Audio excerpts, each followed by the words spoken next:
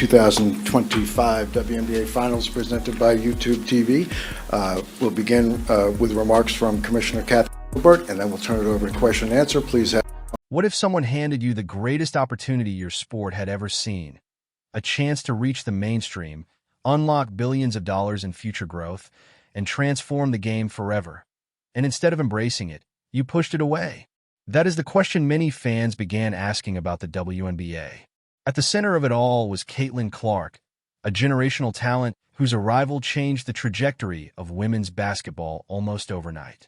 As millions of new fans tuned in for the first time, Commissioner Cathy Engelbert found herself overseeing one of the most consequential moments in league history. Yet a series of decisions left many wondering whether the WNBA was fully prepared to capitalize on its biggest opportunity. For decades, the league fought for television exposure, sponsorship dollars, and national attention.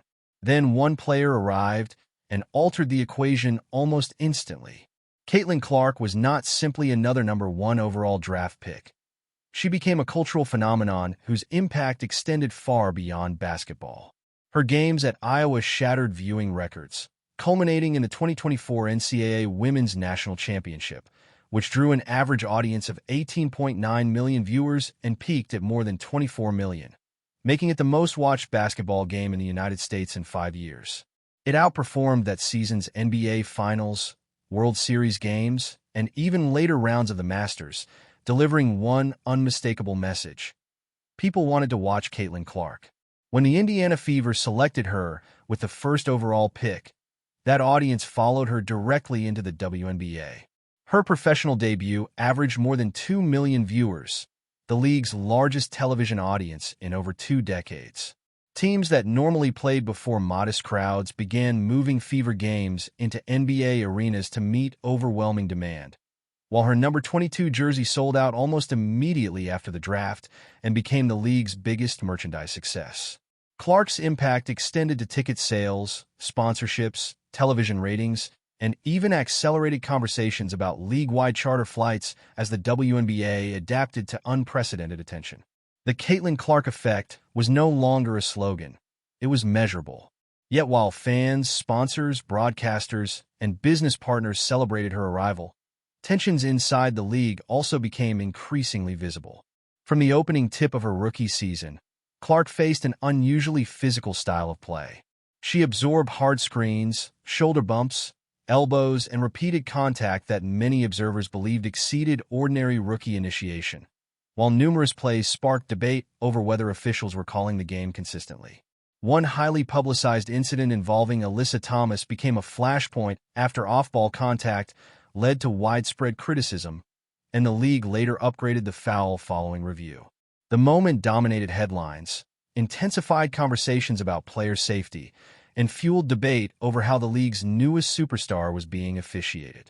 For many fans, it symbolized a much larger story unfolding beneath the surface, one involving competition, expectations, media attention, and the challenge of integrating the sport's fastest-rising star. As those debates continued, another major milestone approached: the 2024 Paris Olympic Games. Representing your country on the international stage is the dream of every elite athlete, and with Clark's unprecedented popularity and remarkable talent, many fans, analysts, and commentators expected her to be part of that journey.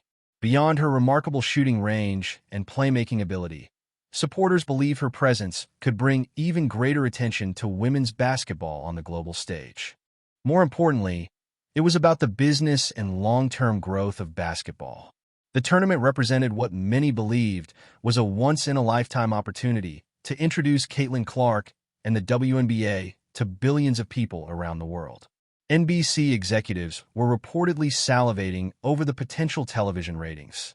You could almost picture a dedicated Caitlin Clark camera following her every move, attracting millions upon millions of casual viewers from every corner of the globe who had only heard stories about the Iowa basketball sensation. Her inclusion wasn't simply expected.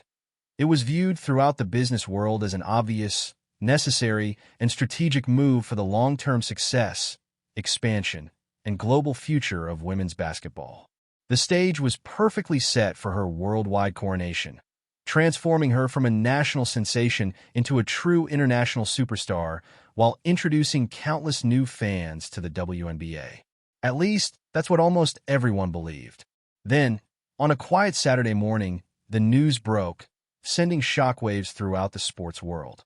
The official 12-player women's basketball roster was released, and Caitlin Clark's name was nowhere to be found. The first reaction was pure disbelief. That disbelief quickly turned into outrage. How could the most influential, recognizable, and talked-about player in the entire sport be left off the roster? Whether you looked at it through the lens of basketball business, marketing, or simple common sense, the decision seemed impossible to justify. The roster featured accomplished veterans and WNBA stars, including Diana Taurasi, Brittany Griner, and Breanna Stewart. They were all exceptional players, proven champions, and deserving athletes in their own right. But none of them possessed anything close to Caitlin Clark's star power, cultural influence, media attention, or ability to bring brand new fans into the sport. Not even close. To many observers, leaving her off the team felt less like a basketball decision and more like a deeply personal political power move. It also sent a painful message to the millions of new fans she had brought into women's basketball, that the player they admired most wasn't welcome on the biggest stage the sport had to offer. The backlash was immediate, overwhelming, and impossible to ignore. Social media exploded. Television networks covered the story around the clock. Sports talk shows devoted entire segments to the controversy. What began as a basketball decision quickly transformed into a nationwide discussion about jealousy, gatekeeping, and what many viewed as a shocking failure of leadership. The committee had made its decision, but in doing so, it created a public relations disaster of its own making and handed critics another reason to argue that the WNBA was an outdated, exclusive league resisting its own growth. Then came the explanations, and for many people, they only made the situation even worse. Facing intense criticism and accusations of a deliberate snub, decision-makers defended Clark's omission by pointing to her limited professional experience, noting that she had only played a handful of WNBA games at the time. They also referenced the importance of team chemistry, suggesting that adding a player with such enormous media attention could disrupt the balance of an experienced veteran roster. But those explanations quickly came under heavy scrutiny. Analysts pointed out that stars like Candace Parker in 2008 and Breanna Stewart in 2016 had both made the national team as rookies despite having very little professional experience. Bringing elite young talent onto the biggest international stage had happened before. The chemistry argument proved even more controversial. To many critics, it sounded like carefully worded language suggesting that some veterans simply didn't want Caitlin Clark on the team. It reinforced the growing belief that parts of the league's old guard resented the unprecedented attention, popularity, and media spotlight she had brought to the sport. Others believed the committee feared the media circus that would inevitably follow Clark wherever she went. There were concerns that if she didn't receive enough playing time, fans and the media would immediately criticize the coaching staff. Above all, many believed the committee wanted to avoid creating tension inside a veteran-led locker room. Officially, those explanations remained the league's position. Unofficially, the debate only intensified.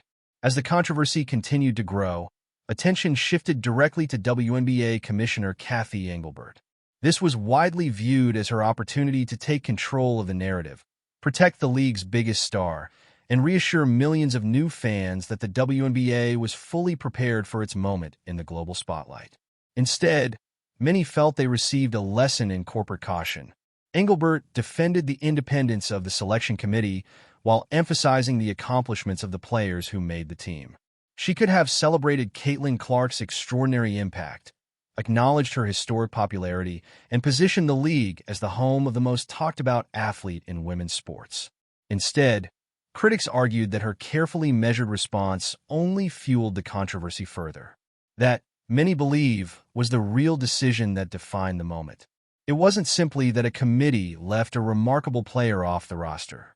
It was that, when faced with one of the biggest controversies in league history, the commissioner chose to defend the existing process rather than fully embrace the sport's biggest new superstar. To critics, that response sent a troubling message. The league's leadership was either unwilling or unable to fully capitalize on the unprecedented opportunity standing right in front of them. At one of the most important turning points in the WNBA's history, many viewed it as a major leadership failure. And the consequences of leaving Caitlin Clark off the team may extend far beyond one tournament. Many believe the WNBA and its broadcast partners could be feeling the effects of that decision for years to come, as the debate continues over what might have been one of the greatest missed opportunities in the history of women's basketball.